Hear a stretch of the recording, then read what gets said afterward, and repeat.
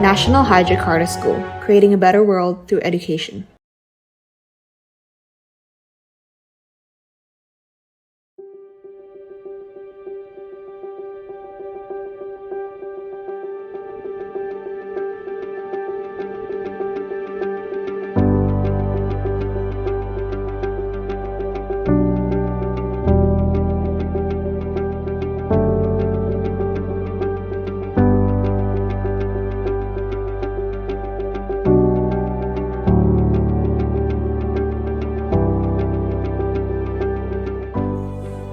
Hi, I'm Annabelle. I'm a year 12 student at National Hydrocarta School, and I'm planning to attend Stanford University this fall. I've got accepted to a few other universities such as UCLA, USC, and UIUC. And yeah, I'm committing to Stanford. Stanford University is a private research university located at Stanford, California. It was founded in the year 1885 and was ranked top 3 from QS ranking. It has the acceptance rate of only 5% and have produced a total of 20 Nobel Prize winners and 2 Presidents of the United States, Herbert Hoover and John F. Kennedy.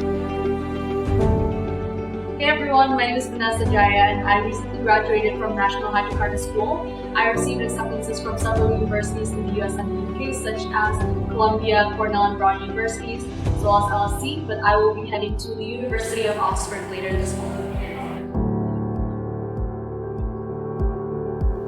The University of Oxford is a college research university in Oxford, England, founded in the year 1096, making it the oldest university in the English-speaking world and the world's second oldest university that is still presently operating. QS ranking ranked the University of Oxford the top 2 university in the year 2022, next to MIT. Oxford operates the world's oldest university museum as well as the largest university press in the world. 28 Prime Minister of the United Kingdom and many head of state have graduated from the University of Oxford. From the class of Year 12 Passion, who have successfully completed all the program requirements for Year 12. Annabelle, Aurelia, Jayadinata, Loyalty Awardee, Second Honor, Best in Physics, Best in Economics, Best in Bahasa Indonesia, Character Awardee for Passion, Adaptability, Excellence, and Teamwork.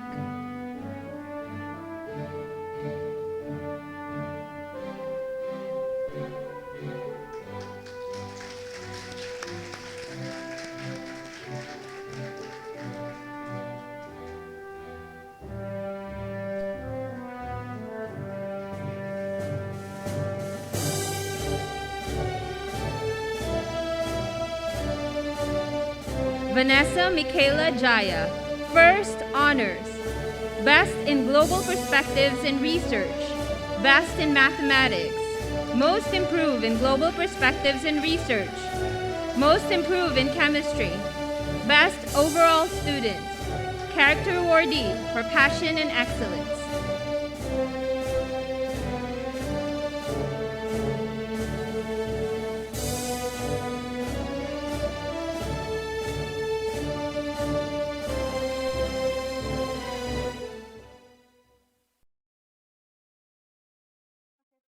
Good. Hi, Vanessa. So, can you tell us a little bit about your struggle and how did you come to discover your passion and eventually the major that you applied to? Right. So I'll just answer this in two parts. So firstly, when it comes to my struggles, I would say when I was younger, I used to be very timid in the sense that I wouldn't be able to stand up for myself, or if there was some sort of opportunity like a position or a project that presented itself in front of me, I would be too timid to actually pursue it. And I would let the fear of failure kind of stop me from pursuing that. And I guess I eventually got over that. What happened was, I got involved in MUN. Okay, mungkin saya mungkin mulai dari motivasi kami. Motivasi kami itu sebenarnya benar-benar terus dari melihat pengalaman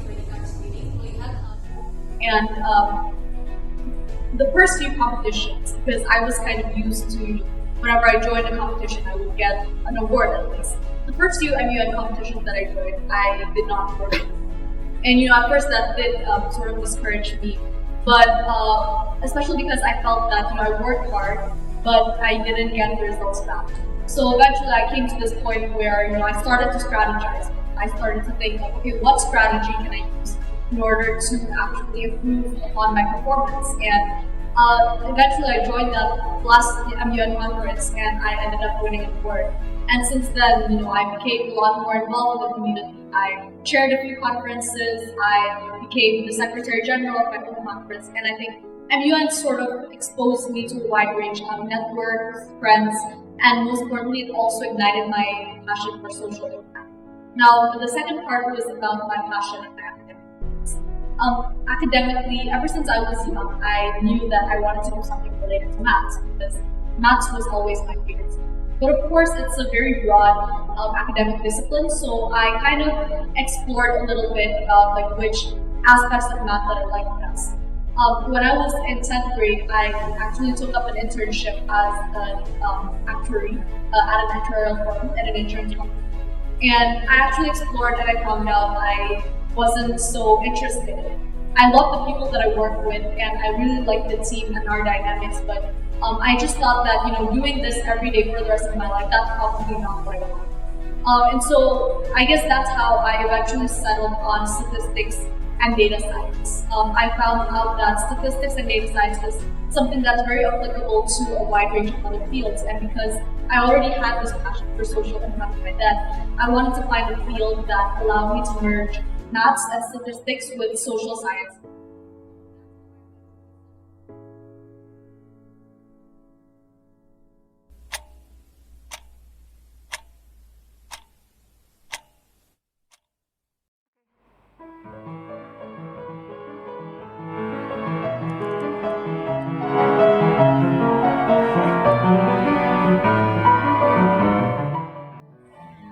So I guess I've been grateful enough to be exposed to a lot of things since I was young. Like I once tried wushu and that was just a waste of time. I tried ballet and I'm clearly not talented in that aspect and it was just miserable. So I guess I was able to try out stuff and filter out what I like the most, which I guess it was piano at the time, also because I was the most okay in piano.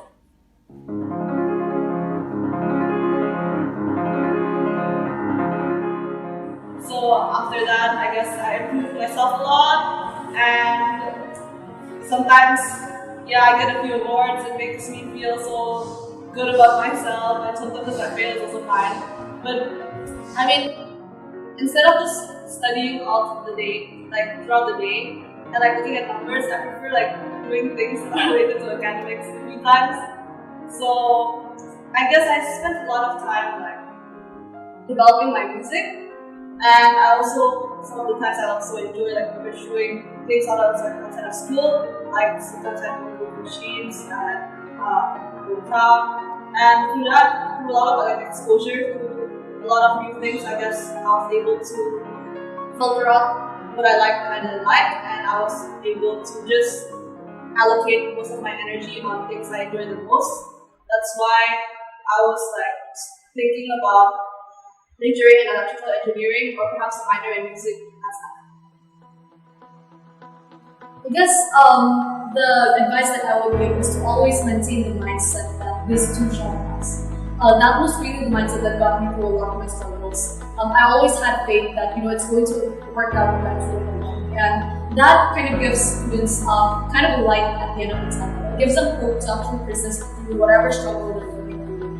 And I think that type of resilience and persistence and mental fortitude should actually serve them well and give them more strength to actually push through any struggle that they're experiencing.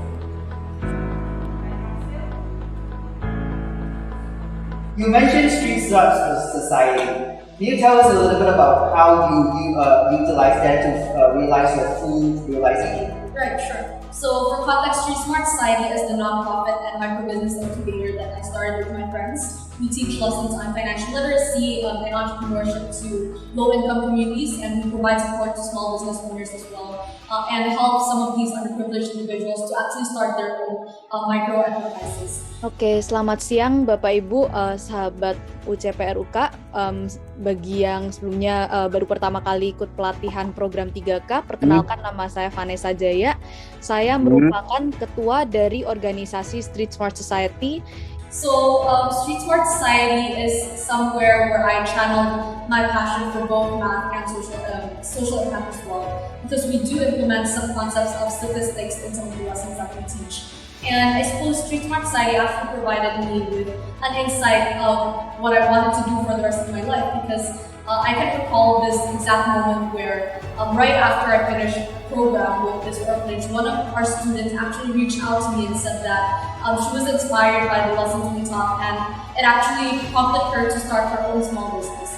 And I think the fact that we were able to bring such impact to even one person's life, that actually made me realize that, okay, this is what I want to do, this is what I want to do for the rest of my life. I want to keep channeling my academic interests and my passions to serve my community. And so that's how Street Smart Society actually helped me realize my future goals as well.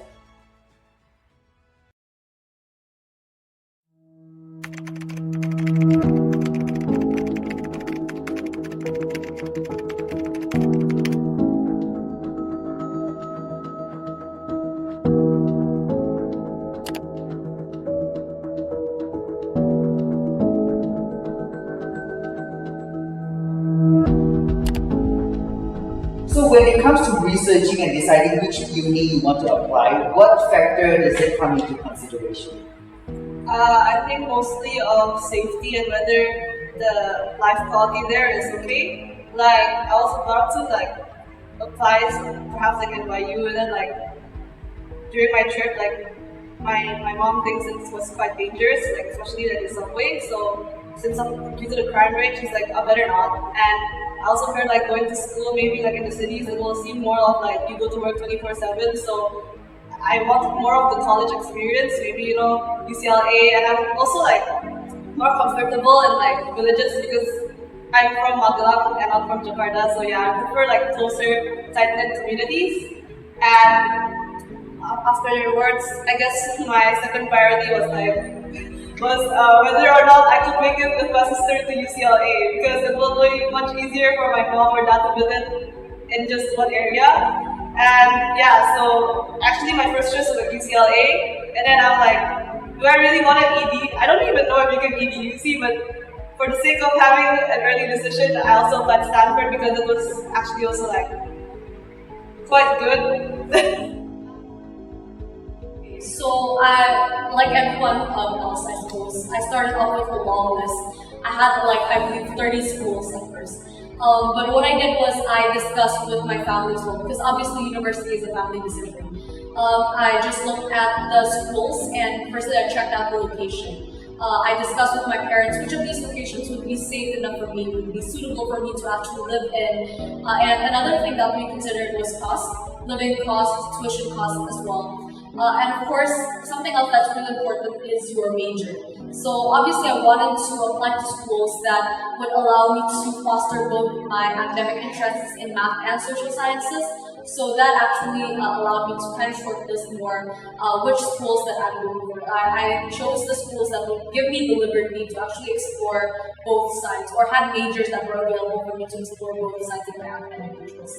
Ranking, it was something that we looked at, especially when we had to, select between a few schools, or when I was making my final decision of which school to go to. But it was a very small factor compared to all the other variables that we considered. So I would say definitely it's inevitable that you would look at rankings at some point when you're deciding which schools to apply to, but it shouldn't be the main factor that you rely on. You shouldn't choose one school just because it's ranked higher than another, but definitely when it comes to a tiebreaker, it's something that students can look at as well.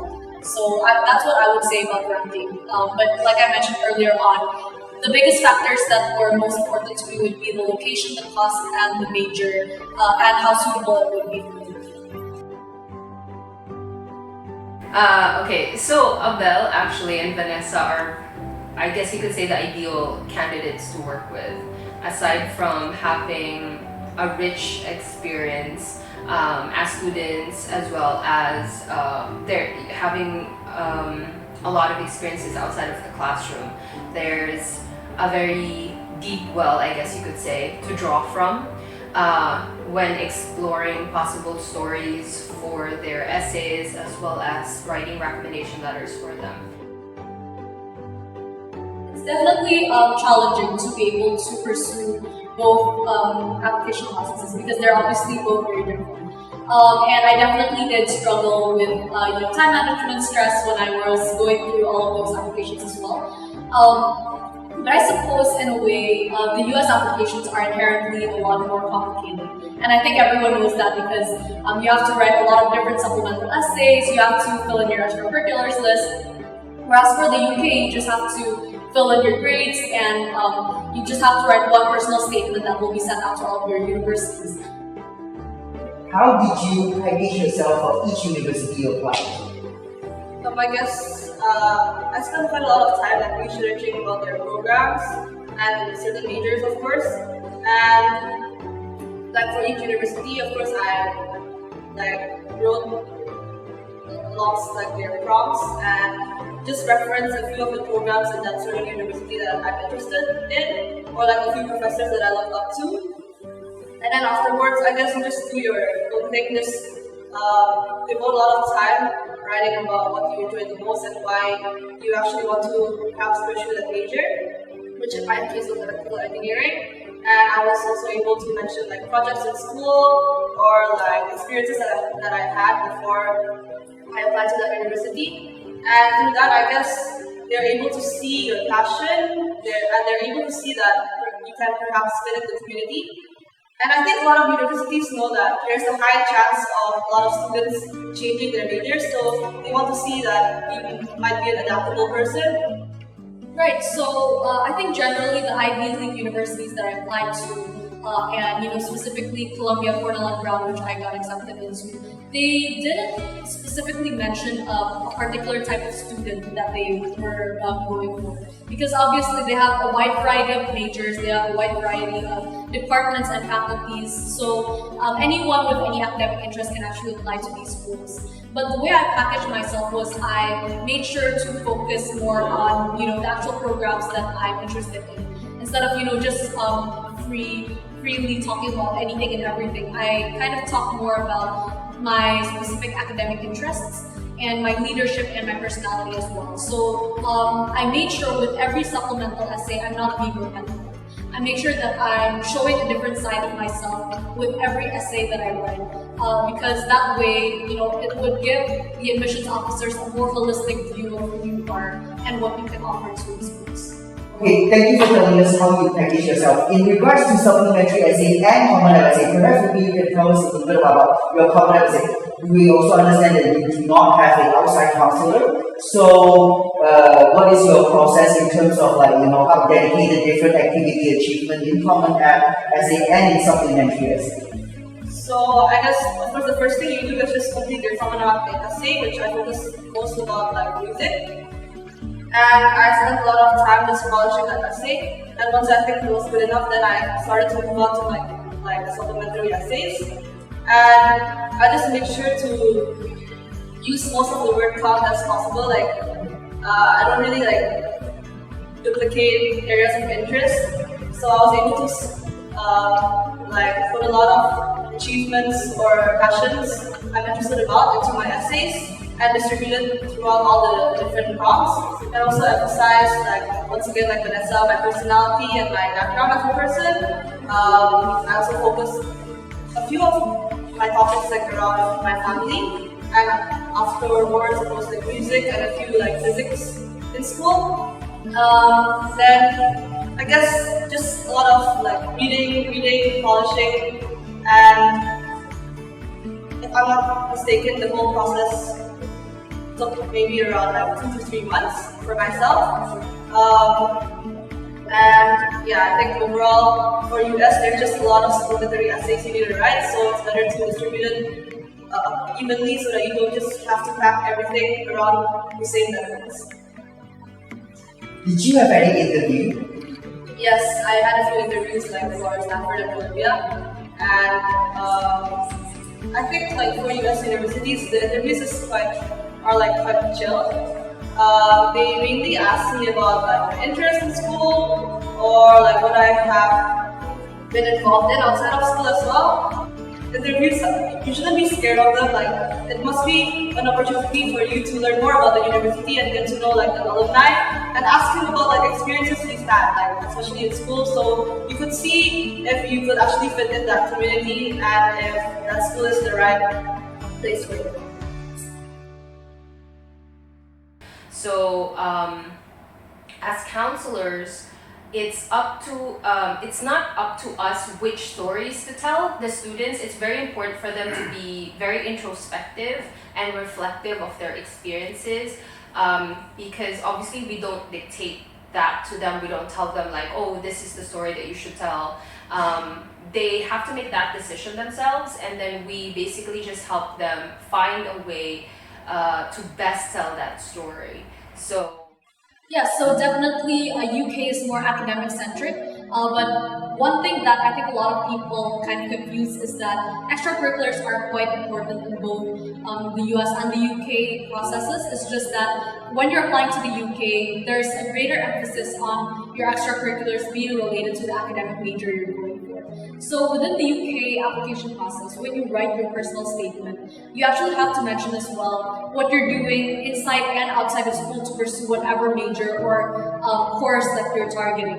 And that's where the extracurriculars usually come in. Like, have you pursued any project or initiative or internship that's actually related to the academic interest or course that you're applying to? Whereas in the US, it's a bit more broad. You can mention the extracurriculars that are related to your major, but you can also mention others that are, in completely different fields, like music or sports or leadership. And I think that's the main difference for framing your extracurriculars within the US and the UK process. I think we can also view another difference through the interviews. In the US, some schools might request for an interview, but when you come to the interview, it's largely very personal. You just talk about why you want to go to that school, why you want to pursue this major, what are your future goals. That's usually the kind of general questions that you might be asked when you're going to a US university interview. Whereas in the UK, specifically if you're applying to Oxford or Cambridge, you get interviews, but those interviews are largely academic based. In most cases, they might either ask you about your personal statement and have it relate to your kind of passion for the major that you're applying for, or they might actually just give you problem sets and have you solve them on the spot. So I think that's another difference that we can see through the interviews. The fact that UK is definitely a lot more academic, whereas the US is more holistic. They might look more at your personality and your other interests outside of your major as well. So I would say that's another major difference between the two. I personally welcome challenges. I've give them some of my advice, but then they don't just take my advice, but they go out and research if this advice is actually usable. And then so they come back and give me different opinion, and I like that because it helps me learn also. And then every year the admission process change. So innovative is critical in the terms of coming up with new method of applying or coming up with new method of packaging themselves, right? So that is very I appreciate their initiative and their effort in towards that. So I didn't get interviewed by all of my US schools, and that's actually one thing that I want to point out. Just because you don't get an interview, that doesn't mean that you won't get it. Because I didn't get interviews from Columbia or Brown, and I eventually received admissions at the end.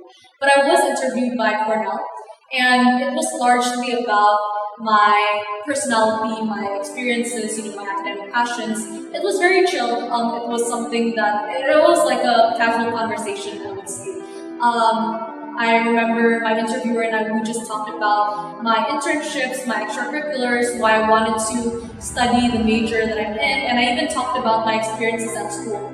because I was a transfer student to National High, and I actually newly transferred when I was in year 11. And we actually talked a little bit about that. We talked about, adjusting within the pandemic and struggles that I went through as a student. So the US interview process was definitely very much related to your personal experiences rather than your academic kind of abilities in the field that you're applying for. Whereas, as I mentioned, in the UK, it's a more academic process. I can't mention the specific questions that were asked of me, but for context, I applied to the economics and management major at Oxford, and what they gave was they just gave me a case study and had me solve several math-related problems. And we talked about how I arrived at those conclusions and how that might lead me to study how I might be able to study the field when I'm at Oxford. And so that's generally the interview process that I went through while I was there. The Common App essay is quite different from supplemental essays in the sense that you actually have a choice of 8 prompts. And in fact, one of those prompts is like you can choose whatever topic you want to talk about. So essentially, this is more broad in the sense that you're not restricted to answering one specific prompt like the supplemental essays. So the way that I chose my prompt and the way that I chose my topic for this Common App essay is I thought about what the very core of my personality was.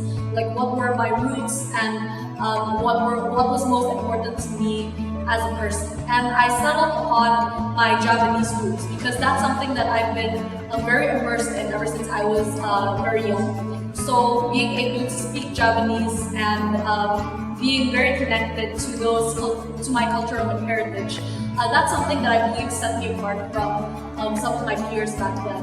And that actually helped me realize some of my interests as well and my passion, such as my connection to my community. And it was my Japanese roots that actually helped me realize how much I was devoted to community service and creating some sort of social impact. And so that's what I talked about in my Common App essay.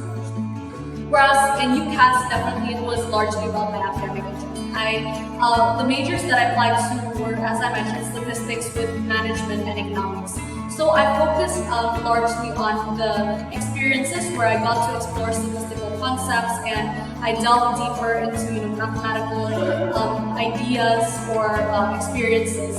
And that was largely what I talked about in my UCAS essay. It was mainly about my academic extracurriculars and what I learned in school that made me realize why I wanted to study that major. So, we're recording, right? Yes. Okay, so you and Vanessa actually is the only one who did this the first time. You put link and like your portfolio and YouTube video in your application. Can you tell a little bit about that? Like how did you do it? I guess like some universities have music portfolios or like makers, anything like research, where you can like upload your artwork, and like it's through Slide.ru, so you just upload it there. But if for some of the universities that didn't allow me to do so, I mainly just put like a YouTube link in the additional section information in Common App, and that way I guess I'm not sure if I recommend it because some people on Google say it's just gonna piss the admission officers out, but I guess the most safest way is to find to actually like research if that certain university allows you to add portfolios, which you can input later on in the Slide.ru account. To all of my younger peers watching this, my one piece of advice would be to never let the fear of failure close any door of opportunity in front of you. It may sound cliched, but it was this mindset that gave me the mental fortitude to persist through all of my struggles even up until today. I am by no means the perfect model of a student, but I hope my insights gave you a bit of guidance as you navigate through the next few years, the same way the insights of my seniors helped me throughout my journey. You don't need to be the next Marie Curie or Stephen Hawking, but you should always be open to new opportunities and not fear failure.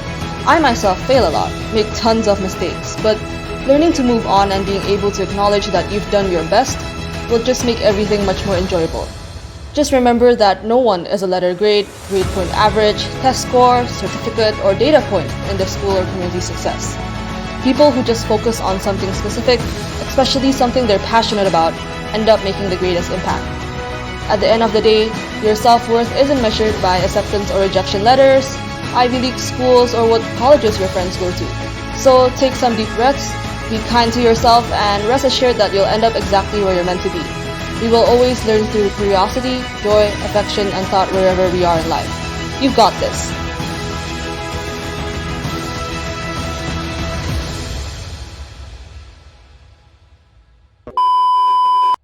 Okay, so another question. Crap, I forgot the question. Greetings, honorable delegates and chairs. My name is Vanessa, Jaya, and I'll be explaining today why the black part of the Oreo was much better than the white part. Okay, take this. Is our angle good? I need to put this. How do I say? I'm in school later. Later, I'm in school.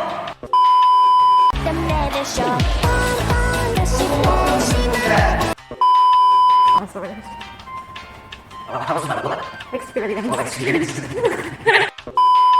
Also interested in architecture, and I saw you guys like, what, more than 6 years? Nah. And then like, Cut.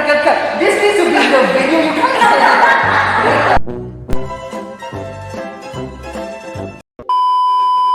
yeah, don't put it in the essay, they're gonna get so pissed. Yeah, why would you put links in the essay? Who? You say who? You guys did. I did it!